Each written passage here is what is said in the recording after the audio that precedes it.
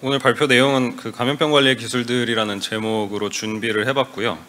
그러니까 코로나에서 보여시다시피 저희가 지금 일상생활에서도 여러 가지 이제 감염병 관리와 관련된 기술들을 접하고 있지 않습니까? 매일매일 저희 이제 뭐 식당에 가면 QR 코드를 찍고 또 이제 스마트폰 시대에 이런 동선 추적 앱 같은 걸 깔아서 실시간으로 감염에 노출된 사람들이나 이런 사람들을 추적할 수 있기도 하고, 또 저희가 접종받은 이 백신들도 mRNA에 기반한 여러 가지 새로운 기술들을 기반으로 한 이런 기술들이 있는데, 하지만 이런 기술들이 수용되는 과정 자체도 어떤 사회 전체가 이런 질병을 경험하는 데 중요한 구성 요소라는 생각이 들었습니다. 그러니까 예를 들어서 이런 신기술들이 있었고 여러 가지 새로운 그 기술들이 도입되는 과정에서 아까 신규환 선생님이 뭐 이런 지식들이 수용되는 과정도 또 식민지나 제국에 따라 차이가 있다고 말씀을 해주셨지만, 뭐 지금 새로 나온 이런 코로나와 관련된 기술도 백신에 뭐 RFID 칩이 들어있다, 뭐 사람들을 추적한다, 몸에 갑자기 자성이 생긴다, 혹은 뭐 또 영국 같은 경우에는 5G 때문에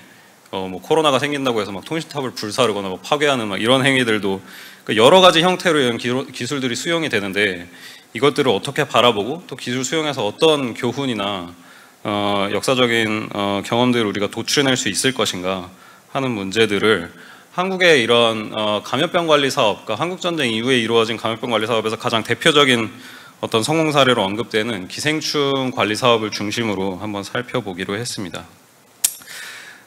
그래서 체변봉투, 아마 이 체변봉투를 보시면서 지금 웃음을 지으시는 분들은 조금 연배가 있으신 분들이고, 아마 MZ세대로 대표되는 분들은 아마 이걸 경험을 못 해보셨을 텐데, 한국 기생충 박멸 사업은 규모로 따지면 아마 거의 가장 큰 보건의료 사업 중에 하나가 아니었을까 싶은데, 69년도에 본격적으로 학교 대상 집단 검진이 시작된 이후로 1995년 이제 이런 의무 검진이 사라질 때까지 연 인원으로 3억 명 이상을 검진 투약을 하고 연간 1천만 명 이상의 학생들을 동원을 해서 검진 및 투약 사업을 진행을 했었습니다.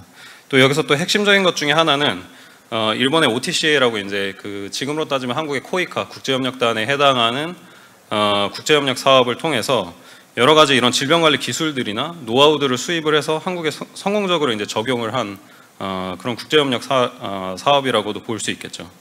여기서 특징적인 것 중에 하나는 학교를 중심으로 한 집단검진, 집단투약 사업이 한국의 기생충 박멸 사업의 특징, 그리고 하나의 중요한 기술적인 요소라고 할 수 있겠습니다. 그럼 여기서 어떤 기술들이 사용이 되었나? 그러니까 기술이란 거를 어떻게 정의하느냐에 따라서 여러 가지로 이제 나뉠 수 있겠지만, 저희가 쓰는 마스크나 이런 것도 사실 어떻게 보면 기술이라고 볼 수 있는데, 이런 기술들 중에 하나 중요한 것은 일본에서 수입한 이런 집단검진, 집단구충, 그러니까 이 대상이 되는 사람들 전체를 검사를 하고 거기서 확인된 감염자들을 중심으로 구충제를 투약하는 이런 집단구충 방법이 있겠고, 또 하나는 표준화된 검사법. 그 이전까지는 여러 가지 다양한 검사법들이 이용이 됐었기 때문에 어떤 표준화된 그 감염자 통계를 내기가 어려웠는데, 그리고 또 그 기술 자체도 옛날에는 유리 슬라이드를 써서, 옛날에 이제 저도 옛날에 체변봉투가 아프리카에서 이제 사업을 할 때 체변봉투 같은 걸 걷어서 검사를 하면 그 유리 슬라이드를 덮어서 하면 이제 뭐 그 흙에서 이제 체변을 하거나 아니면 이제 뭐 아이들이 먹은 거 안에 너무 섬유들이 많아가지고 유리 슬라이드가 막 깨지거든요. 근데 이제 셀로판을 쓰면 그 슬라이드를 깨지지 않고 굉장히 빠른 시간 안에 여러 검체를 처리를 해서 검사를 할 수 있게 하는 이런 기술들이 일본에서 또 도입이 돼서 이것도 하나의 중요한 기술적인 변화라고 할 수 있겠죠. 그리고 제가 볼 때 가장 중요한 요소 중에 하나는 이런 어떤 과학기술적인 기술들 뿐만 아니라 이 자립형 민간단체의 운영이라는 거. 그러니까 그 체변검사가 어떤 식으로 이루어졌냐면, 학교에 이제 기생충 박멸협회, 한국에 있는 사단법인 민간단체가 가서 검사를 하면 1인당 얼마씩 10원씩 15원씩 이렇게 해서 돈을 걷는 거죠. 그 돈이 바로 협회 운영기금으로 전환이 되고, 그러면서 협회 자체의 어떤 그 경제적인 자립성 또 지속성이 유지가 되면서 이 성공적인 사업으로 안착을 했다. 일본에 이미 50년대에 이게 시도를 해서 성공을 했던 사업 모델이었거든요. 그 사업 모델을 한국에 전수를 하면서 많은 행정직원들을 데려가서 또 훈련을 시키고 이런 사업들을 경제적인 자립성을 꼭 가지고 가야 된다라는 거를 한국도 깊숙이 체화를 하게 되었었던 거죠. 그래서 69년부터 95년까지 또 지금은 이제 건강관리협회라는 또 형태로 살아남아서 굉장히 크게 사업을 운영하고 있는데, 이런 단체 운영 노하우 같은 것도 중요한 기술적 요소 중에 하나라고 볼 수 있겠습니다. 그리고 또 하나는 기생충의 시각화, 이 사람들의 기생충을 보여주는 것. 그러니까 기생충 사업이 가장 어떤 보건의료 사업 중에 가장 가지고 있는 강점 중에 하나는 코로나나 아니면 다른 아까 말씀하신 발진티푸스나 이런 것들은 박테리아나 바이러스에 의해서 일어나는 거기 때문에 사실 사람들에게 보여주기가 굉장히 어렵거든요. 기생충은 구충제를 먹이고 하제를 먹여 설사를 하게 하면 이제 회충이나 이런 것들이 우르르 쏟아져 나오면 사람들이 그걸 보여주는 거죠. 이게 뱃속에서 나왔다.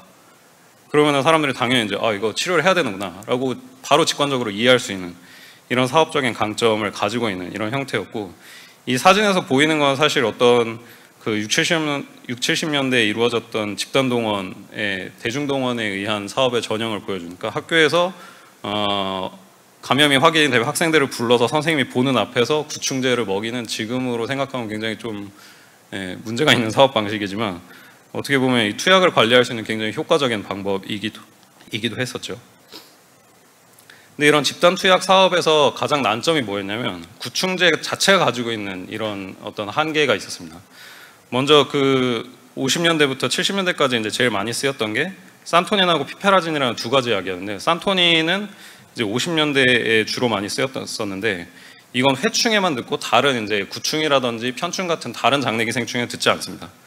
근데 이게 약초를 원료로 하기 때문에 약초를 옛날에는 그냥 솥에다가 우려서 했다는 얘기도 있는데, 그렇기 때문에 품질 표준화도 굉장히 어렵고, 그리고 먹으면 독성이 좀 높아서 황시가 나타나거나 어지러움이나 복통 같은 여러 가지 부작용들이 있었습니다. 그리고 특히 냉전 시대 이후에는 이게 주로 동구권이나 중국 같은 데서 약초를 많이 생산을 했었기 때문에 원료 수급이 굉장히 불안정해졌다는 한계가 있었죠. 이제 그러면서 이제 화학의약품 시대가 열리고 피페라진이 개발이 되면서 이거는 이제 화학적으로 합성을 해서 만든 거였는데 이것도 주로 회충에만 효과를 보였었고, 또 국내 제약업계가 당시에는 굉장히 영세했었기 때문에 이거를 주로 원자재를 이제 해외에서 수입해서 생산을 해야 되는 그런 한계가 있었던 거죠. 그래서 환율이나 관세가 변화하는 거에 따라서 굉장히 원료 수급이 불안정해지는 이런 한계들이 있었습니다. 그래서 구충제를 확보하고 이를 적절히 투약할 수 있는 경로를 찾는 것이 집단검진, 집단구충 사업에서 중요한 요소 중에 하나가 되었죠. 잠깐 돌아가서 이제 당시 한국의 제약 정책을 조금 살펴보면 1950년대에 60년대를 거치면서 이제 ICA 지원을 통해서 한국 제약 산업들이 좀 발전을 하기 시작했지만 여전히 60년대를 지나면서도 외환 수급이 불안정했기 때문에 이런 여러 가지 경제 정책들로 원료 수입을 제한하는 정책들 혹은 원료 수입이 원활하지 않은 그런 시기들이 이제 여러 번 발생하게 됩니다. 이제 그러면서 1962년에는 이제 원료의약품 보호제도라는 거를 시행을 하게 되는데, 이제 국내 신기술로 인정을 받은 약품에 대해서는 동일 성분을 가진 해외의 원자재를 수입하는 걸 금지한다. 그러니까 한국에서 생산한 원자재에 대해서 일종의 독점권을 부여하겠다라는 정책을 내세우게 된 거죠. 그래서 국산화를 권장을 하지만 사실 이제 한국 제약업계 자체가 이제 영세했기 때문에 어떤 이런 자체적으로 개발한 원자재를 조달하는 것은 사실 쉽지 않은 일이었습니다. 그리고 또 한 가지 이제 특이할 만한 점은 당시 이제 국내 특허는 지금은 이제 당연히 물질에다가 특허를 부여하는 게 당연하다고 우리가 생각하고 있지만 당시에는 이 생산하는 제법에다가만 특허를 줬거든요. 그러니까 최종적으로 생산하는 물질이 동일하다고 하더라도 그걸 생산하는 공정 자체가 유의미하게 다르다라고 특허청에서 인정을 해주면 동일한 원료 물질을 생산을 하더라도 공정에다가 특허를 부여하는 이런 방식을 채택을 하고 있었습니다. 그래서 구충제와 기생충박멸 사업의 관계에서 1960년대 앞에 말씀드린 것처럼 산토인이나 피페라진 같은 경우에는 대부분 회충에만 효과를 보였었기 때문에 다른 더 심대한 증상을 일으키는 구충이라든지 아니면 간흡충이라든지 촌충 같은 이런 기생충들을 관리하는 방법은 따로 이제 존재하지가 않았었고, 오로지 이제 환경을 개선하거나 인분 퇴비를 쓰지 않게 하거나 이런 방법밖에 없었던 거죠. 대응할 수 있는 방법이 부족해서 초기 사업을 보면 이제 사진에 이제 회충 0% 운동 이런 것들이 이제 한국일보에서 지원을 해서 이제 군산의 이영춘 박사와 함께 진행했던 사업인데 이런 식으로 이제 회충에 주로 이제 중심을 두는 사업들이 많이 진행이 됐었죠. 그리고 이제 구충제 원료들이 대부분 이제 수입에 의존을 하고 있었기 때문에 74년도 기준으로 연간 $100만 소비되고 있다. 당시 이제 수출 주도 정책, 경제 정책이 시행되고 있었던 걸 생각을 하면 이런 식으로 많은 외화가 유출되고 있다는 것 자체가 정부에서는 좀 참을 수 없는 그런 상황이었던 거죠. 그리고 또 집단 검진에서 이렇게 선별적으로 확진된 사람만 선별을 해서 투약하는 것도 최대한 투약해야 되는 인구를 줄여서 소비되는 구충제를 줄이자, 그러니까 국고 낭비를 예방하자라는 그런 요인도 작용을 했던 것으로 보입니다. 이제 그런 상황에서 1971년도에 메벤다졸이라는 종합구충제가 드디어 탄생을 하게 됩니다. 벨기에 얀센에서 이제 회충구충, 편충, 요충 같은 여러 광범위 기생충에 효과를 보이는 구충제를 개발을 했고요. 근데 여기에서도 이제 여러 가지 그 난점들이 있었는데 그 공정 자체가 출발 물질, 그러니까 화학 이 약품을 합성하는 맨 처음에 원료 합성 물질 자체가 굉장히 고가였고 또 처리 과정에서 암모니아를 사용해서 고온 고압에서 이제 처리를 했어야 했기 때문에 그 장비도 고가고 생산하는 것도 어렵고 공정 자체도 이제 여러 가지 위험성을 안고 있었기 때문에 대량 생산하는 게 굉장히 어려웠던 그런 문제가 있었던 거죠. 근데 여기서 이제 당시 이제 한국 과학기술 추격전략, 그러니까 한국 60년대에서 8, 90년대까지 이어지는 그러니까 이런 선도 국가들을 추격하는 이런 과학기술 정책들이 이제 효과를 발휘하기 시작하는데요. 이때 그 한국 화학약품, 화학 합성의약품에서 중요한 이제 역할을 담당했던 것이 한국과학기술연구소에 있던 김충석 박사라는 분입니다. 그러니까 듀크대 화학과에서 활동을 하다가 1974년도에 이제 6, 70년대에 워낙 많은 브레인 드레인이 일어나서 한국 과학자들이 미국으로 유출이 됐었는데 그걸 다시 이제 한국으로 돌려오자라는 정책을 추진을 해서 당시 유치과학자라는 제도를 운영을 했었는데 그러면서 이 김충석 박사가 한국으로 들어오게 되고 이 사람이 한국과학기술연구소에서 유기합성 연구실, 그러니까 여러 이런 합성의약품들을 연구하는 이런 연구실로 자리를 잡게 되죠. 그러면서 이제 구충제라든지 소염 소재라든지 여러 가지 이제 합성의약품들을 개발하게 되는데 이 사람이 특화되어 있었던 것이 바로 역공조, 그러니까 리버스 엔지니어링이라고 부르는, 그러니까 처음에 구조식에서 시작해서 구조식을 이렇게 분해해서 어떤 식으로 공정을 활용을 하면 이거랑 똑같은 구조로 만들어낼 수 있겠다라는 것을 역추정해내는 거에 굉장히 특화된 사람이었습니다. 그러니까 당시에는 물질 특허가 존재하지 않았고 제법 특허만 존재를 했기 때문에 만약에 이 최종 결과물에 도달하는 공정을 새로 역공정을 통해서 새로 개발해낼 수 있으면 특허를 침해하지 않고 한국에서 자체적으로 원료 의약품을 생산할 수 있는 이런 방법을 개발할 수 있었던 거, 특허를 우회해서.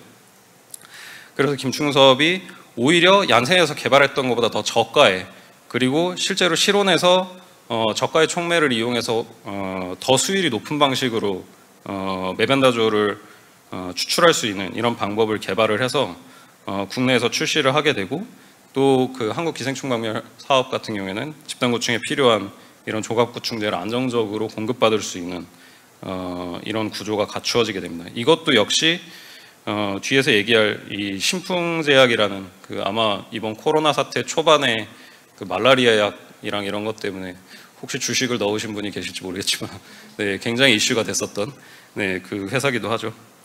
그러니까 그 회사 같은 경우에는 초기부터 이런 구충제나 뭐 말라리아 약이나 이런 데부터 굉장히 특화가 되었던 기업이기는 해서 이제 그 뭐 지금 PPP라고 하죠. Private Public Partnership이라고 해서 이제 기업하고 국가하고 국가 정책 연구기관 같은 데가 이렇게 협력을 해서 기술을 개발하는 이런 구조들도 여기서 이제 보이기 시작하고요. 그리고 이제 그 이후에 이제 더 이제 국제적으로 영향을 미친 사례라고 하면 이제 프라지퀀텔이 조금 더 대표적이라고 할 수 있을 텐데요. 프라지퀀텔은 간흡충 혹은 이제 저희가 이제 디스토마라고 한국에는 더 잘 알려져 있는 이런 흡충류에 잘 듣고 또 촌충류에도 잘 듣고 해외에서 이제 주열흡충이라고 이제 중요한 소열대 질환 중에 하나인 기생충 감염증에도 잘 듣는 약품인데 이거 역시 이제 어떻게 보면 화학합성의약품의 황금기라고 할 수 있는 70년대 초반에 이제 개발이 돼서 바이엘이랑 머크가 이제 공동으로 사업을 진행하던 중에 개발을 해내게 됩니다.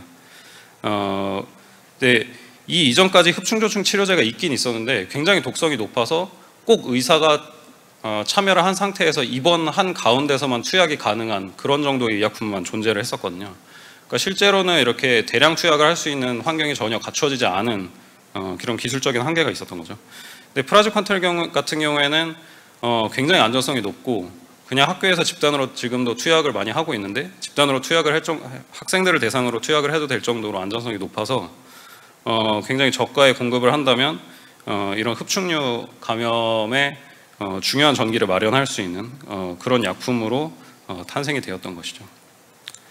1977년도에 개발한 이후에 초기에는 이제 수의학의약품으로 주로 많이 쓰다가 그 이제 사람의약품으로도 확대를 해야겠다라고 해서 WHO랑 같이 이제 그 적응증을 확대를 하기 위해서 중남미 아시아 연구자들을 많이 이제 초대를 합니다. 그러니까 미국이나 영미권에는 디스토마나 이런 질환이 좀 드물기도 하고 또 한편으로는 이런 중남미나 아시아 국가들 같은 경우에는 이런 임상시험을 위한 여러 가지 규제들이 당시에도 굉장히 적었던 편이기 때문에 일종의 그런 여러 가지 규제책들을 우회를 해서 보다 원활하게 임상시험을 시행하기 위해서 이런 우회적인 방식을 택한 것이기도 했죠. 그래서 당시에 머크가 학회에서 이제 여기에 참여하셨던 그 고대 기생충학교실의 이만정 교수님 표현을 빌리자면 의료사고는 책임질 수 없다. 우리가 실험을 강요하는 것도 아니다. 대신 샘플을 줄 테니까 가서 한번 실험을 해보시오 라고 이렇게 머크에서 얘기를 하고 실제로 이제 중남미랑 한국을 포함한 여러 아시아 국가들에서 이걸 가져가서 임상시험을 시행을 하게 됩니다.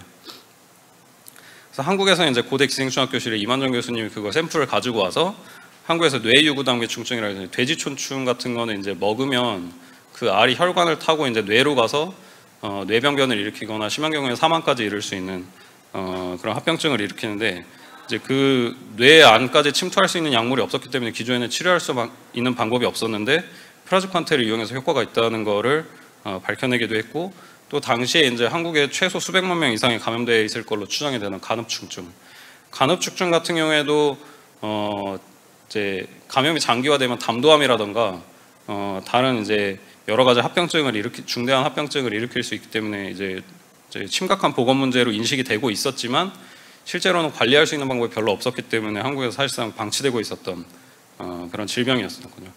그러니까 이런 질병들에 적용할 수 있다라는 거를 임상시험을 통해서 이제 확인을 하고 그럼에도 불구하고 그러니까 신풍제약이랑 그 이전에 메벤다졸 연구를 하면서 이미 커넥션을 가지고 있었거든요.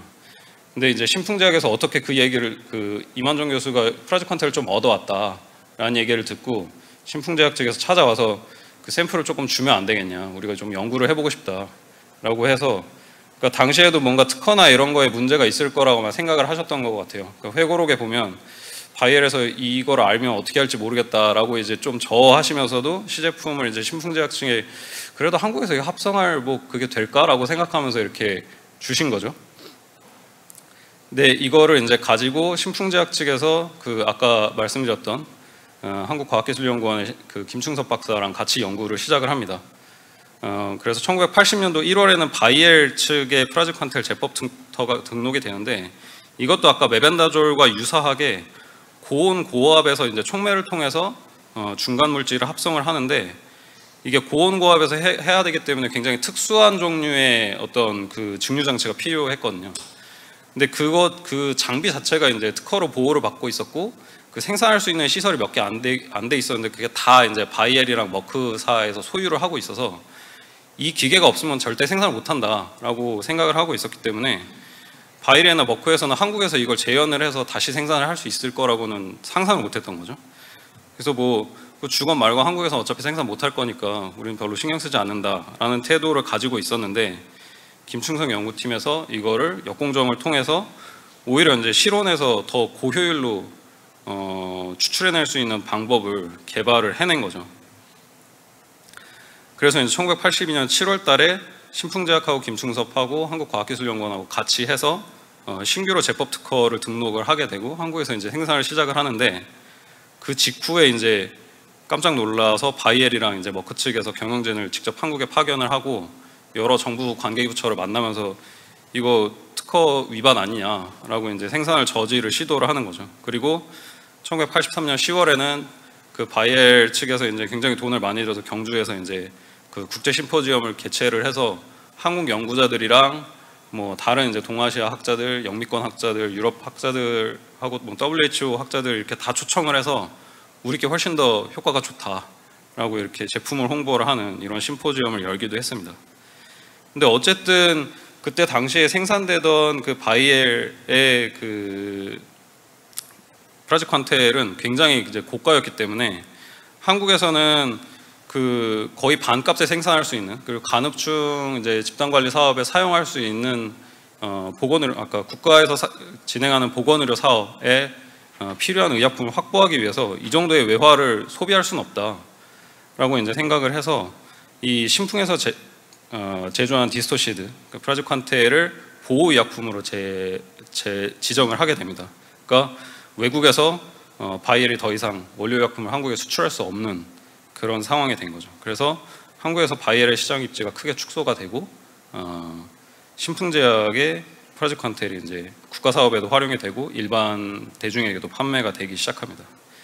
근데 이제 여기서 끝난 게 아니라 바이엘이 이제 주요 선진국의 제약 기업의 특허 담당자들이랑 같이 이제 대표단을 구성을 해서 뭐 경제기업부터 상공부 특허청 이렇게 쭉 돌아다니면서 제법 특허는 안 된다, 물질 특허를 도입을 해라라고 강요를 하기 시작하고, 이게 왜 그랬냐면 프라지퀀텔이 한국에서만, 그러니까 다른 이제 메벤나졸이나 이런 것들은 뭐 영미권이나 다른 시장에서의 가치가 그렇게 클 거라고 생각이 되지 않았는데, 왜냐하면 다른 이제 종합보충제도 많이 나와 있었기 때문에.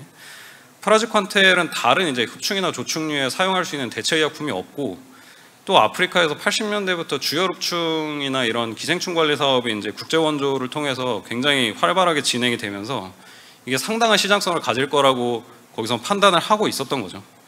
그리고 또 한국 제약회사에서 이걸 생산해서 국내 소비로만 쓰는 게 아니라 그 보호의약품 지정을 할 때 낸 그 서류에 보면 우리가 열심히 수출을 할 거다, 수출 적군이 될 거다 이렇게 얘기를 하면서 수출 시장도 적극적으로 이제 염두에 두게 되거든요. 그러면서 이제 바이엘이나 머크 측에서는 이거를 그냥 놔두면 안 되겠다라고 생각을 했었던 거고, 물론 프라지퀀텔 때문만은 이유는 아니고 80년대 여러 가지 이제 특허 정책들이 전 세계적으로 변화를 하고, 미국에서 이제 뭐 바이도렉트라든가 이런 걸 통해서 특허 보호에 대한 여러 가지 인식들이 생겨나기 시작하면서 물질 특허 제도 도입이 이제 강화되기 시작을 하고, 특히 이제 85년에 그 미국이 이제 한국 지적재산권 침해를 이유로 이제 슈퍼 301조, 그러니까 경제보복 조치죠, 무역보복 조치를 이제 시작을 하게 되면서 87년도에는 이제 한국도 이제 전면적으로 물질 특허를 이제 도입을 하게 됩니다. 그리고 의약품 시장도 이제 완전히 개방이 되게 되죠. 이제 그럼에도 불구하고 프라지퀀텔 같은 경우에는 97년까지 수입 금지 품목으로 지정이 되고 제법 특허도 유지를 하게 되었습니다.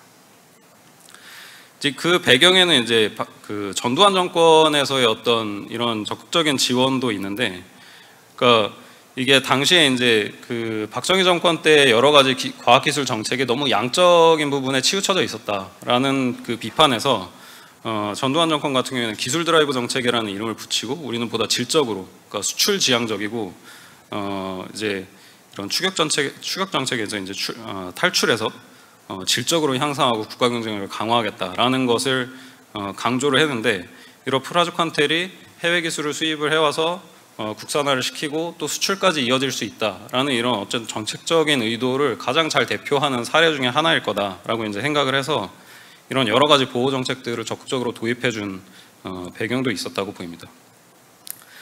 그래서 이제 이후에 이제 그 간흡충 관리 사업에 이제 프라지퀀텔이 이제 여러 곳에 쓰이기 시작하고, 그 또 중요한 것 중에 하나는 아까 시각화라고도 얘기했지만 한국 같은 경우에는 이제 그 이전의 기생충 사업에서도 그런데 이제 해외랑 비교하면서 한국이 뭐 이렇게 기생충 감염률이 높기 때문에 한국이 후진국이다라는 그런 메타포를 굉장히 많이 사용을 하는데, 특히 이제 80년대 같은 경우는 88 올림픽이랑 아시안 게임이 유치가 되면서 이런 풍토병이 한국에 있는 것은 말이 안 된다, 그리고 외국 사람들이 어떻게 안심하고 오겠냐, 이런 기생충 왕국이라는 누명을 우리가 빨리 벗어야 된다라는 그런 배경에서도 이런 간흡충 관리 사업, 그 한국의 중요한 풍토병 중에 하나였던 간흡충이나 여러 가지 디스토마 관리 사업들이 전면적으로 이제 진행이 되게 됩니다. 그래서 80년대 이후 이제 집중적인 대중동원을 통해서 이제 질병 관리 사업을 하는 형태들이 점점 이제 줄어들기 시작하는데, 그러면서 오히려 이제 미디어가 이런 질병 인식에 영향을 주기 시작하죠. 그리고 간흡충 역시 이제 다른 기생충들처럼 구충제를 한두 번 먹으면 이제 충분히 해소가 된다라고 이제 홍보를 하게 되면서, 회 이제 안심하고 드세요. 회 먹고 그냥 구충제 먹으면 된다는 거죠. 그러니까 간흡충이 이제 민물고기, 그러니까 잉어회나 이런 걸 먹고 되게 많이 걸리거든요. 그래서 이제 뭐 보면 이제 그때 회고나 이제 사람들 인터뷰를 해보면 미물고기 횟집에서 이제 방문하는 손님들한테 프라즈퀀테를 이제 나갈 때 지금 믹스 커피 주듯이 이렇게 서비스로 주는 이런 행사도 하고. 근데 역설적으로 이렇게 민간을 통해서 저가의 의약품이 많이 공급되기 시작하면서 나타나는 이제 어떻게 보면 역효과 중에 하나는 집단구충 사업의 필요성이 낮아지고 오히려 여러 가지 질병 관리의 책임을 개인화하는 이런 역설을 낳아서 여전히 이제 질병 간흡충 관리 사업은 다른 기생충 질환과는 다르게 제대로 관리가 되지 않고 여전히 양성률이 1.8%니까 실제 인구 비율로 따지면 93만 명 이상이 감염되어 있는 거니까 4대강 주변에 지금도 굉장히 많이 유행을 하고 있는 이런 형태로 남아 있습니다. 그리고 이후에 이제 뭐 다른 측면으로 신풍제약 같은 경우에 뭐 수단에도 이제 약 공장을 차리고 이제 프라즈퀀테를 계속 생산을 하고 있고, 또 국산 프라즈퀀테를 이제 좋은 호응을 얻으면서 90년대에는 중국, 2000년대에는 이제 아프리카 지역의 여러 가지 이제 그 기생충 관리 사업에 한국 기생충학자들이 참여해서 영향을 넓혀갈 수 있는 이런 기술적인 매개체가 되었다는 점도 이제 주목할 만한 점인 것 같고요.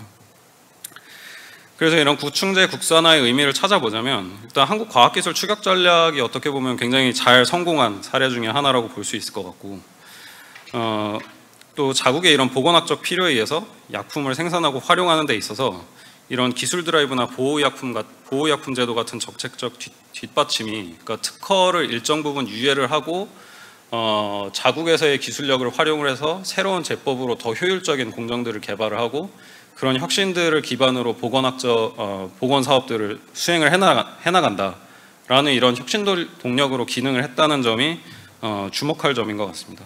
그리고 그 WHO가 1999년도에 낸 보고서에서도 그 지금 이제 전 세계적으로 벌어지고 있는 여러 가지 주요롭충 관리 사업들의 중요한 배경 중에 하나는 저가로 공급되고 있는 프라즈퀀테. 지금 프라즈퀀테 가격이 1정당 0.7불 정도 하거든요. 그러니까 굉장히 저가에 공급되고 있는데, 그거를 가능하게 했던 거는 한국에서 이렇게 저가로 새로운 공정을 개발하고 저가로 전 세계 시장에 그 프라즈퀀테를 공급하기 시작하면서 전 세계적인 약가 하락을 주도를 했다라고 이렇게 평가를 하고 있거든요. 그러니까 한국에서의 이런 기술 혁신 전략이 어떻게 보면 전 세계적인 그 어떤 중요한 풍토병 관리에 영향을 미쳤다라고 볼 수 있을 것 같고, 여기서 이제 현재 코로나 상황에 이런 기술 전략들이, 한국의 과거 기술 전략들이 어떤 함의를 가지는가에 대해서 잠깐 이제 나중에 이제 토론에 아마 김선 선생님이 더 자세하게 설명을 해주시겠지만, 지금 이제 여러 가지 쟁점들이 있지만 코로나19 백신과 관련된 이제 그리고 그거의 특허와 관련된 여러 가지 쟁점들이 있는데, 그 중에 하나는 이런 백신들이 개발된 것이 대부분 이제 고소득 국가, 영미권에 집중이 돼 있고 거기에서 특허를 다 가지고 있기 때문에 실제로 그거를 생산할 수 있는 국가들도 그거를 실시권을 가지고 있는 영미권에 국한되어 있고, 그 다른 이제 지금 접종률이 거의 뭐 5% 미만, 1% 미만에 머물고 있는 이런 아프리카나 여러 중저소득 국가들에서는 이거 백신을 저가에 생산해서 혹은 대량으로 이제 자국에 생산을 해서 필요한 때 접종할 수 있는 그런 환경이 전혀 갖춰지지 않은 상황인 거죠. 그래서 이제 작년 10월에 인도나 남아공이나 이런 몇몇 국가들을 중심으로 트립스라고 이제 전 세계적으로 이제 통용되고 있는 지적재산권 협정을 무효로 하고 일시적으로 백신 생산을 하도록 해달라라고 얘기를 하고 있는데, 결국 이 팬데믹 속에서 모두가 안전할 때까지 누구도 안전하지 않다라는 그 태제를 생각을 하면 이런 특허 유예 전략이나 한국의 경험에서 나타나는 이런 전략들, 그러니까 꼭 특허가 어떤 혁신의 동력이 되는가, 혹은 어떤 보건학적 필요, 그리고 이런 거를 우회해서 실제로 우리가 가지고 있는 필요들을 충족할 수 있는 그런 욕구들이 있을 때 어떤 혁신들의 동력이 나타나는 것인가 하는 그런 질문들을 우리의 역사적인 경험에서 던져볼 수 있을 것 같습니다. 네, 감사합니다.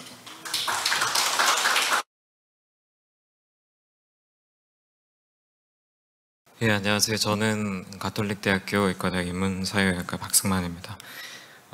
저는 오늘 어느 시골 농부의 반의사 되기라는 제목으로 60년대, 80년대 농촌 의료와 방역에 대해서 말씀드리려고 합니다. 마지막 시간인 만큼 조금 말랑말랑한 진행을 보여드릴 텐데요. 어떤 일기를 보시겠습니다. 여기 보시면 먼저 59년 4월 15일의 일기인데요. 여기 보면 주사를 좀 놓아달라고 해서 건너가 주사를 놓아주었다. 100일기쯤, 그러니까 100일해죠. 온 동리, 그러니까 동네 아이들이 다 야단이다 라는 말이 나옵니다. 3년 뒤인 62년 7월 4일의 일기에는 또 오후에 예방주사를 맞으러 오라고 해서 고잔은 지명인데요. 고잔에 가서 주사를 맞고 이 동네는 내가 갖고 와서 주었다. 장질부사, 그러니까 장티푸스가 각처에서 많이 퍼졌다고 한다라는 말이 나옵니다. 일기의 주인공은 지금도 살아계시는 신권시 공입니다. 신권시 공은 고령신시 집성촌인 평택시 청북면, 그러니까 오늘날의 고잔리 대곡마을에서 출생하셔서 나고 자란 분이신데요. 이장과 고령신시 대종의 부회장, 평택신문 칼럼위원 등을 지내셨습니다. 이 신권시 공의 삶에서 눈에 띄는 한 가지 지점은 평생에 걸쳐서 일기를 썼다라는 것입니다. 신권시 공은 22살이던 1950년 한국전쟁이 터지면서 바로 일기를 쓰기 시작하셨고요. 전쟁 기록이 남아있다는 이유로 잠깐 이 일기를 압수당하면서 일기 쓰기를 중단했다가 고향으로 돌아와 결혼식을 올리면서 다시 이 기록을 재개합니다. 이렇게 시작된 일기 쓰기는 지금도 계속되고 있는데요. 62년 1월 1일에 어떤 표현, 그러니까 뜻없는 세월이 여류하는 동안 우리 후면에 남는 것은 역사의 기록이라는 말에서도 보이듯이 이 신권시 공에게 일기 쓰기는 어떤 신념과도 같은 것입니다. 그리고 이렇게 기록된 이 수십 년의 일기 속에는 이 농촌 의료 문화의 흔적이 잔뜩 남아 있습니다. 신권식 선생님이 의사였기 때문인가? 놀랍게도 그건 아닙니다.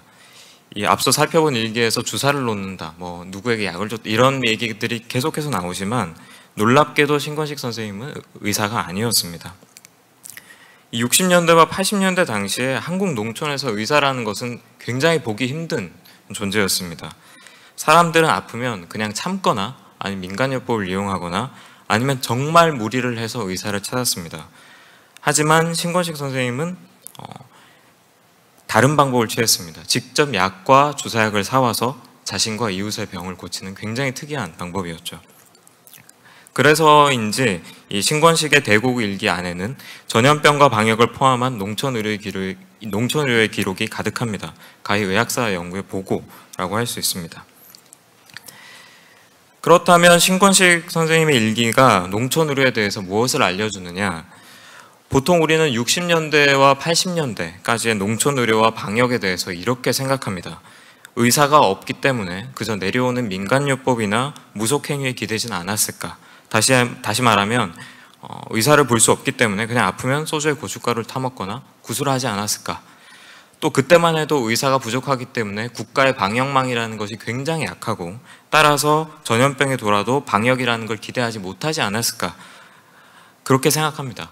하지만 신권식의 일기는 그것이 꼭 그렇지만은 않다는 점을 보여줍니다. 그럼 신권식 선생님의 삶을 따라가 보면서 당대의 현실을 조금씩 알아가 보도록 하겠습니다.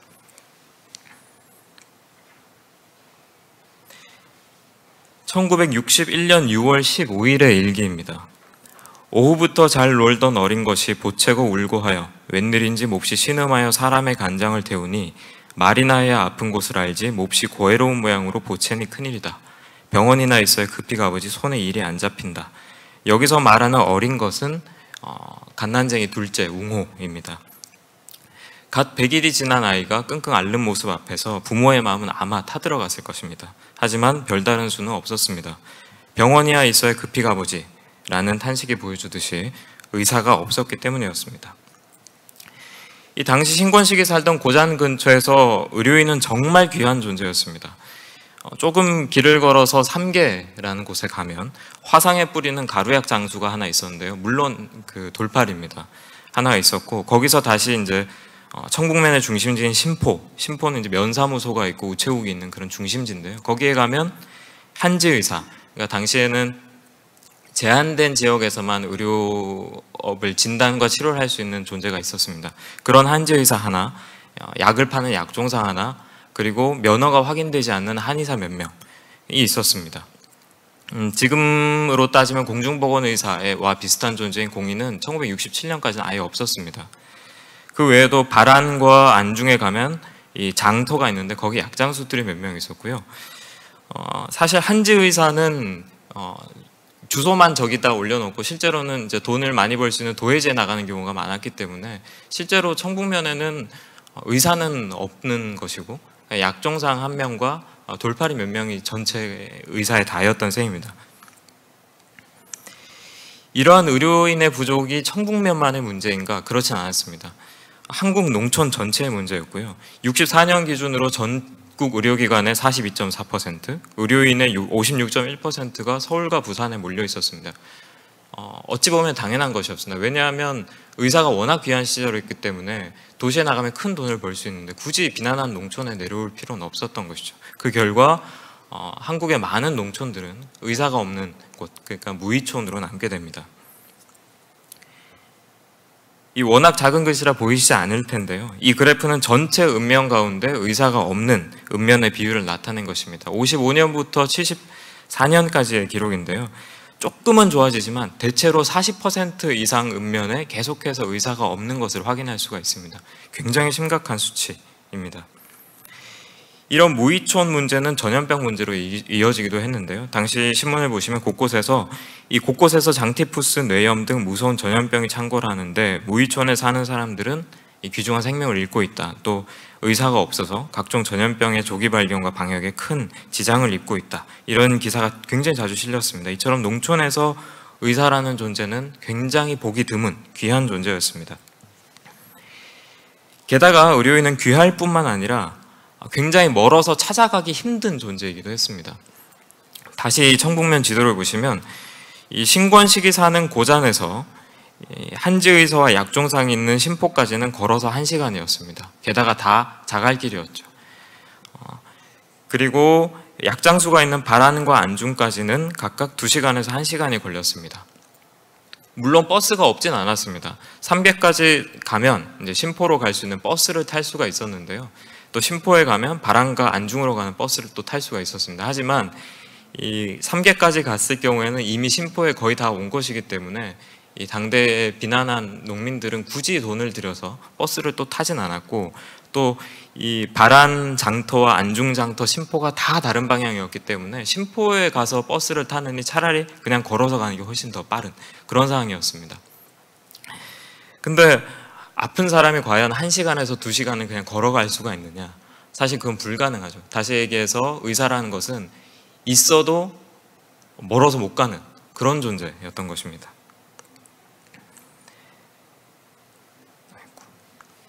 여기에 더해서 의료인은 굉장히 비싼 존재이기도 했습니다. 의료보험은 아직이었습니다. 81년과 82년에 1차 시범사업과 2차 시범사업이 있었고 88년부터 이제 지역의료보험이 시작이 되는데요. 하지만 그 전까지는 의료보험이 없었고 진료비는 거의 상상 초월이었습니다. 71년 7월 26일 아까 그 일기에서 보셨던 둘째 웅호가 눈이 너무 노래서 이제 화들짝 놀란 신권식 씨가 애를 들쳐업고 병원에 갑니다. 거기서 의사는 간장염이다, 그러니까 간염이다. 아마 A형 간염이었을 것 같은데요. A형 간염에 걸렸다면서 약을 줍니다. 그리고는 첫째 날 치료비로 1,500원을 청구를 합니다. 1,500원이라는 것은 당시 신권식 씨가 피던 이 금잔디 담배로 따지면 100값, 그리고 당시 농가 월평균 소득으로 따지면 5%에 해당하는 돈입니다. 이게 문제는 첫날의 치료비고 둘째 날 치료비는 또 다시 청구될 거라는 겁니다. 이렇게 어마어마한 돈을 내야 하기 때문에 이 당시에 농민들이 병원에 간다는 것은 굉장히 어려운 일이었습니다. 그래서 신권식 씨는 이런 경제적인 부담을 이렇게 표현했습니다. 74년 2월 20일의 일기인데요. 오늘 신포 병원에 가기로 작정했으나 또 못 갔다. 나는 병이 깊어만 가는 듯하다. 당장 닥친 돈이란 무엇인가. 돈을 지나치게 생각하다 보니 금일까지 병원에 한 번 못 가고 나의 병만 깊어간다. 인생이란 이렇게 돈에 얽매이는 것인가. 의사는 이처럼 귀하고 또 멀고 또 비싼 존재였습니다. 그래서 사람들은 대개 민간요법을 택하거나 아니면 돌팔이를 찾았습니다. 하지만 앞서 말씀드렸던 것처럼 신권식에게는 다른 길, 즉 스스로 반의사, 즉 절반의 의사가 되는 길이 있었습니다. 그렇다면 절반의 의사인 반의사는 어떻게 만들어졌을까요? 이 반의사를 만든 요인 가운데 하나는 전통과의 단절이었습니다. 신권식은 해방 이후 서울에 홀로 올라와서 학교를 다니다가 한국전쟁이 터지자마자 군대에 입대하고 또 제대 후에도 바로 고향으로 돌아가지 않고 서울시청에서 일을 하다가 결혼을 위해서 6개월 후에 귀향을 합니다. 20살 가까이 됐을 때부터 거의 30살 가까이 됐을 때까지 10여 년을 이제 타향살이를 했던 것이죠. 그리고 이 10년은 신권식의 삶에 굉장히 큰 영향을 미칩니다. 대개 민간요법을 포함한 이 전통이라는 것은 이 부모 세대에게서 어깨너머로 배우기 마련입니다. 하지만 그것을 배울 만한 그 청년 나이에 신권식은 계속해서 타향해서 살았고, 결과적으로는 전통을 배우지 못하고, 그러니까 그냥 자신만의 삶을 살게 되는 거죠. 그러니까 신권식에게는 넘어다볼 업계 자체가 존재하지 않았다고 말씀드릴 수가 있습니다.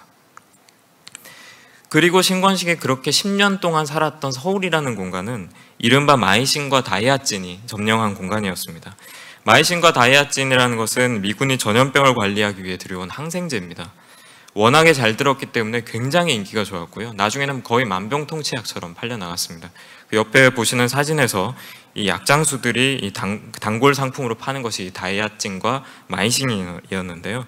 신권식이 살던 서울이라는 곳은 바로 이렇게 양약이 점령한 공간이었고, 그런 의미에서 신권식이 자신의 고향인 대곡마을에서 서울로 상경했다는 것은 민간요법의 세계로부터 양약의 세계로 이행한 것이나 다름없었던 셈입니다. 물론 이것이 다는 아니었습니다. 반의사를 만든 두 번째 요인은 바로 군생활이었습니다. 말씀드렸던 것처럼 신권식은 한국전쟁이 시작되자마자 거의 입대를 합니다. 통신부대에 배속이 됐는데요. 위생부대 일에 워낙 관심이 많아서 주로 군의관과 위생병들과 어울렸다고 합니다. 그리고 그들과 어울리면서 근육주사나 혈관주사나 봉합술, 또 어떤 주사를 혈관으로 놔야 되는지, 또 어떤 주사를 근육으로 놔야 되는지, 그런 것들을 굉장히 자세하게 배웁니다.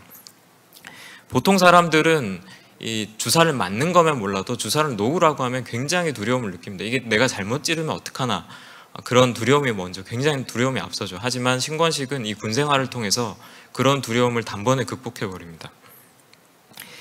반의사를 만든 세 번째 요인은 당대 유행했던 가정의학서를 열심히 읽었다는 것입니다. 아무리 이 주사를 정확하게 놓는다고 해도 그냥 뭐 아무 때나 마이싱만 놓아야 된다면 이 반의사라고 할 수는 없을 겁니다. 어느 정도는 진단, 어느 정도는 또 치료, 그에 맞는 그걸 해야 할 텐데요. 그런 이 필요를 채워준 것이 바로 동아출판사에서 나온 이 100만인의 의학이라는 책이었습니다. 100만인의 의학이라는 책은 일종의 이제 의학 백과사전인데요.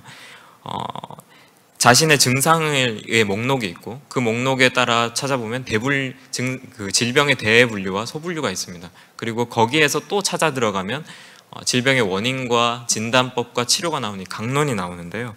이것을 통해서 신권식은 굉장히 이 최신의 의학 지식을 학습할 수가 있었습니다. 이 100만인의 의학의 구성인데요. 말씀드렸던 것처럼 예를 들어 고열이 난다. 그러면 이 바이러스 감염증, 세균 감염증 같은 이 대분류와 거기에 따른 소분류들이 나오고, 거기에서 다시 바이러스 감염증을 찾으면 간략한 설명이 나오고, 거기에서 다시 인플루엔자라는 것을 찾으면 또 거기 원인 진단 치료법이 자세하게 나오는 그런 방식이었습니다. 이 100만인의 의학의 집필지는 굉장히 화려했는데요. 당시 서울의대 교수들, 연세의대 교수들 등등 이 학회에서 내노라 하는 유명 병원 교수들이 각각의 항목을 맡을 만큼 굉장히 체계적으로 만들어진 책이었습니다. 증세를 찾아보기 쉽게 이런 별도의 이 증상 카드까지 제공이 됐고요. 의사가 없던 시절에 이만한 책이 있었을까 하는 생각이 듭니다. 신권식은 이 책을 굉장히 열심히 읽었습니다. 신권식은 이 배움을 향한 열의가 대단한 사람이었습니다. 83년의 일기를 보면 나는 천하게 자라 공부에 집념이 용솟음쳤으나 돌보아주지 않아 군대 가서도 오직 책으로 공부만 했다. 나는 나의 불타는 향학열은 누구보다도 으뜸 같다. 이런 말이 나오는데요. 신권식의 불타는 향학열은 실제로 책과 신문 읽기로 이어졌습니다. 신문을 거의 빼놓지 않고 구독했고, 90년에는 이 첫째 대호가 사다 준 해방 전후사의 인식도 굉장히 탐독을 합니다. 대곡일기에는 여느 농민의 일기에서는 찾아볼 수 없는 근대 철학의 이상론과 같은 말들도 굉장히 많이 나옵니다. 그러니까 가정의학서의 탐독 이면에는 이런 배움을 향한 열의가 있었던 셈입니다. 결국 전통과 단절돼서 민간요법을 배울 수가 없었다는 것, 그리고 군대에서 주사법을 배웠다는 것, 여기에 가정의학서를 통해서 정식의 서양의학 지식을 학습할 수 있었다는 것, 이 세 가지 요소가 반의사 신권식을 만들어냈다고 할 수 있습니다. 그렇다면 마을 사람들에게 그리고 스스로에게 반의사는 어떤 존재였느냐?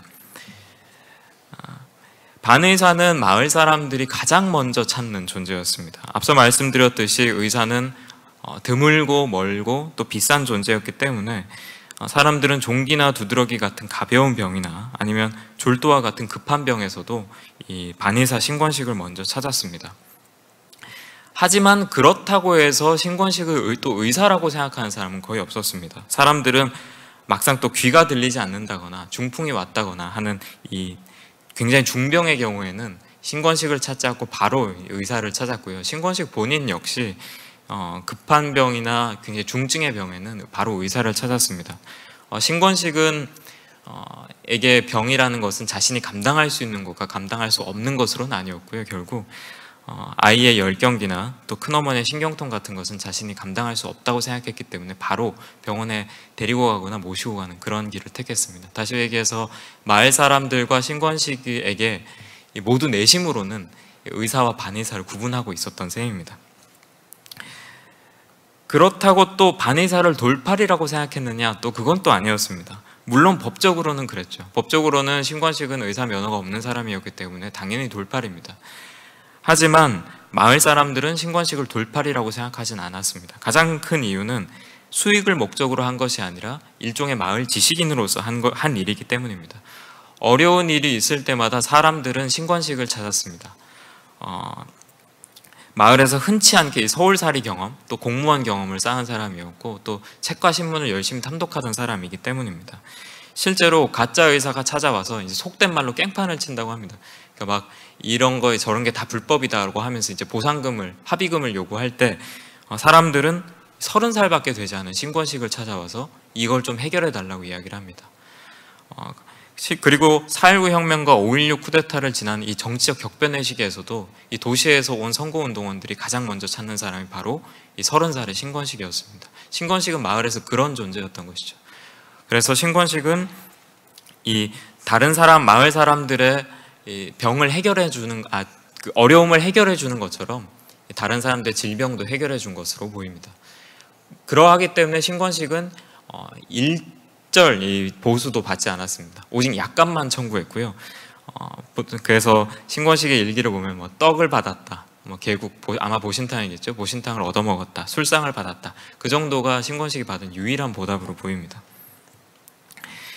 이러한 반의사의 위치는 방역에서도 그대로 관찰이 됩니다. 발표 초반에 보여드렸던 62년의 일기에는 이 고잔에 가서 주사를 맞고 이 동네는 내가 와서 주었다라는 말이 나오는데요. 이게 어찌 된 일이냐면 당시 이제 장질부사, 그러니까 장티푸스가 유행을 합니다. 그래서 마을에 보건소에서 방역반이 와서 주사를 놓고 있었습니다.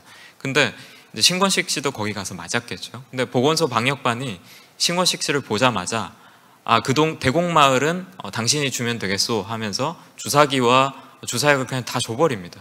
그리고는 평택 중심지로 그냥 되돌아가 버립니다. 아마 공의가 있었다면 공의에게 맡겼을 텐데 공의가 없었기 때문에 일종의 반의사로 이름이 높았던 신권식에게 그냥 맡겼던 것으로 보입니다. 이런 걸 보면 신권식이 반의사이자 반공의, 다시 얘기해서 민에서도 인정받고 관에서도 어느 정도는 인정받은 그런 존재였다는 것을 알 수 있습니다. 그렇다면 반의사 신권식이 언제까지고 이런 활동을 이어나갔느냐? 또 그건 아닙니다. 70년대 후반이 되면서 반의사는 의료 활동을 점점 줄여나갔고 마침내 은퇴를 합니다. 먼저 반공의로서의 활동은 60년대 후반부터 사라지게 됩니다. 앞서 말씀드렸던 것처럼 68년부터 청북면에 공의진료소가 설치되면서 이 공의가 배치되기 때문입니다. 74년의 일기를 보면 보건소 차가 와서 이제 급히 가보니까 보건소에서 와서 예방주사와 변비실험을 하고 있다라는 표현이 보이는데, 변비실험이 뭔지는 정확하게 모르겠습니다. 정준하 선생님께서 아실 수도 있을 것 같은데요. 아무튼 예방주사도 이제 이 신권식 씨에게 맡기지 않고 보건소에서 나온 사람과 공의들이 직접 놓는다는 것을 알 수 있습니다. 반공의의 은퇴라고 할 수 있을 것입니다. 이 반의사로서의 활동도 점차 뜸해집니다. 사실 공의가 있지만 공의들도 이 주어진 자리를 지키지 않고 사실 이 밖에 나가서 돈을 버는 경우가 많았기 때문에 사람들은 반의사를 계속해서 찾곤 했습니다.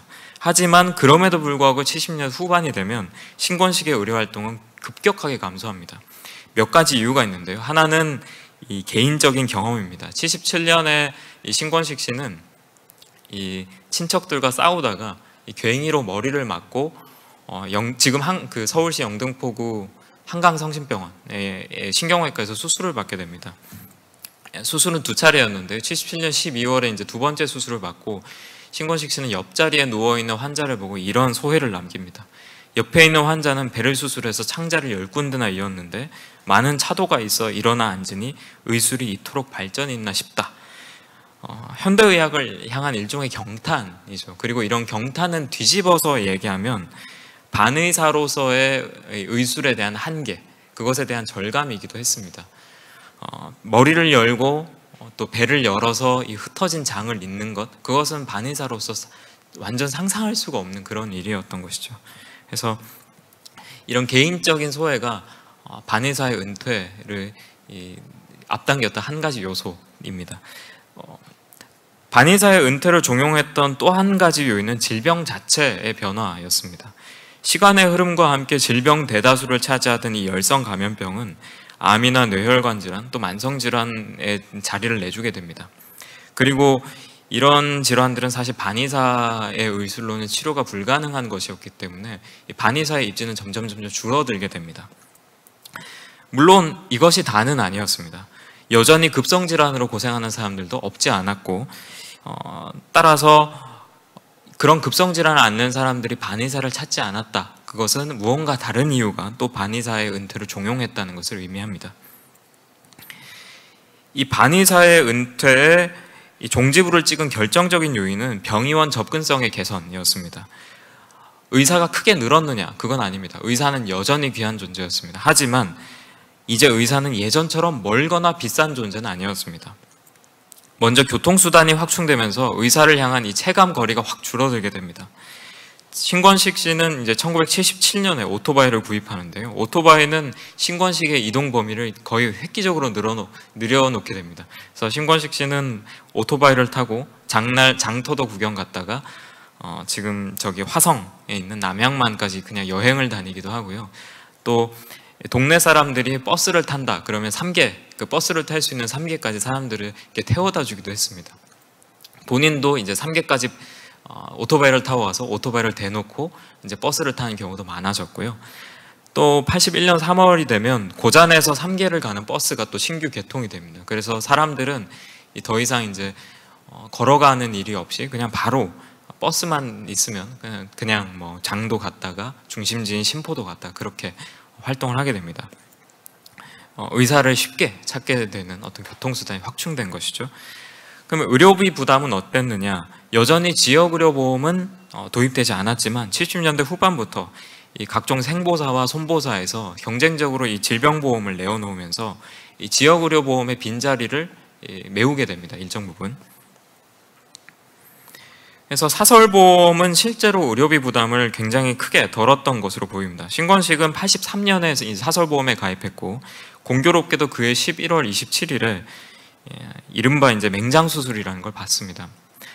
의사가 청구한 수술비는 모두 50만 원이었는데요. 그 중에 보험으로 커버되는 게 35만 원이었고 본인이 낸 게 15만 원이었습니다. 그러니까 7할의 부담을 덜 수 있었던 것이죠. 이렇게 의사가 예전만큼 멀거나 비싼 존재가 아니게 되면서 신권식을 비롯한 마을 사람들은 뭐 물론 여전히 막 편하지는 않지만 그래도 비교적 병원을 자주 찾게 됩니다. 신권식 씨의 경우에는 뭐 소화불량이나 다리 통증과 같은 경우에도 바로바로 병원을 찾게 되고요. 84년 5월의 일기를 보면 안 식구가 대호와 함께 장에 갔는데 그냥 평택 가는 김에 병원에 들려오라고 했다. 그러니까 병원이라는 곳이 그냥 장터에 가는 김에 가볍게 들렸다 오는 그런 장소가 된 것이죠. 그리고 이렇게 사람들이 반의사를 찾지 않고 바로 병원을 가면서 신권식 씨의 의술은 거의 불능이 됩니다. 80년대 일기를 보면 주변에서 이제 신권식 씨를 불러와서 좀 주사를 놔달라 이런 얘기를 자주 하지만 도저히 못 놓겠다 그런 내용들이 굉장히 자주 나옵니다. 반의사의 이 의술이 쇠퇴해버린 것이죠. 물론 안타까운 일은 아닐 겁니다. 왜냐하면 반의사의 의술이 쇠퇴했다는 것은 결국에는 대곡 마을의 주민들이 이제 의사를 편하게 찾았기 때문이다. 라는 뜻이기 때문입니다. 결국 이렇게 30년에 가까운 반의사 생활은 대장정의 막을 내리게 됩니다. 이제 발표를 마무리할 시간인데요. 다시 처음으로 돌아가 보겠습니다. 대곡일기에 기록된 이 신권식의 삶이 과연 우리에게 무엇을 보여주느냐? 앞서 말씀드린 것처럼 우리는 제도권 의료의 부재를 전통 민간요법 또는 무속행위가 대신했다. 그리고 의료망의 미비로 국가 권력이 미치지 못하는 영역에서는 그냥 방역활동이 부재했다라고 생각하기가 쉽습니다. 하지만 신권식의 일기는 그러한 통념이 꼭 사실은 아니다라는 것을 보여줍니다. 제도권 의료의 부재는 신권식의 일기가 보여주는 것처럼 서양의학의 부재는 아니었습니다. 사람들은 앞다투어 양약을 찾았고 백만인의 의학과 같은 이 가정의학서를 통해서 서양의학 지식을 학습하기도 했습니다. 그런 의미에서 서양의학이라는 것은 민간 의료를 구성하는 큰 요소가 되었다라고 할 수 있습니다. 의료망의 미비 역시 방역의 부재를 의미하진 않았습니다. 물론 방역이라는 것은 원칙적으로는 국가의 일입니다. 앞서 살펴본 기사에서처럼 실제로 의료망이 미비한 곳에서는 많은 사람들이 목숨을 잃었습니다. 하지만 그렇다고 해서 국가 권력이 미치지 못하는 것이 오롯이 빈공간으로, 방역의 빈공간으로 남았느냐 하면 그건 아니었습니다. 신권식이 대곡마을의 예방접종을 도맡아 했듯이 때로는 민간의 활동이 국가의 빈틈을 메우기도 했기 때문입니다.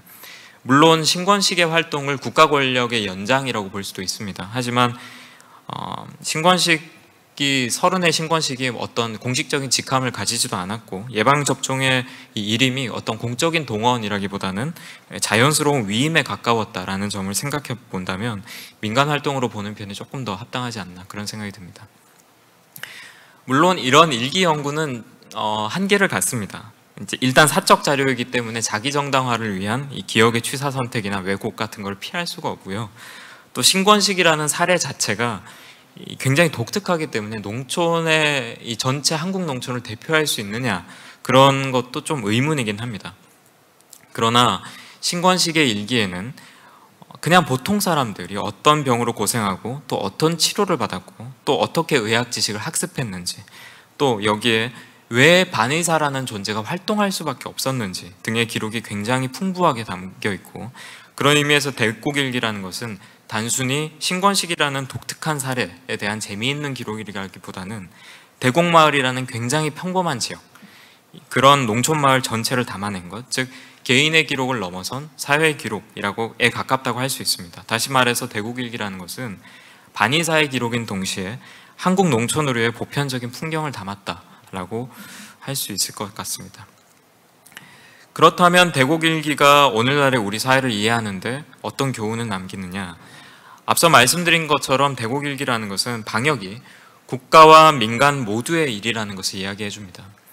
코로나19가 유행하는 지금도 마찬가지입니다. 우리는 방역이라고 하면 방호복을 입은 사람을 먼저 떠올립니다.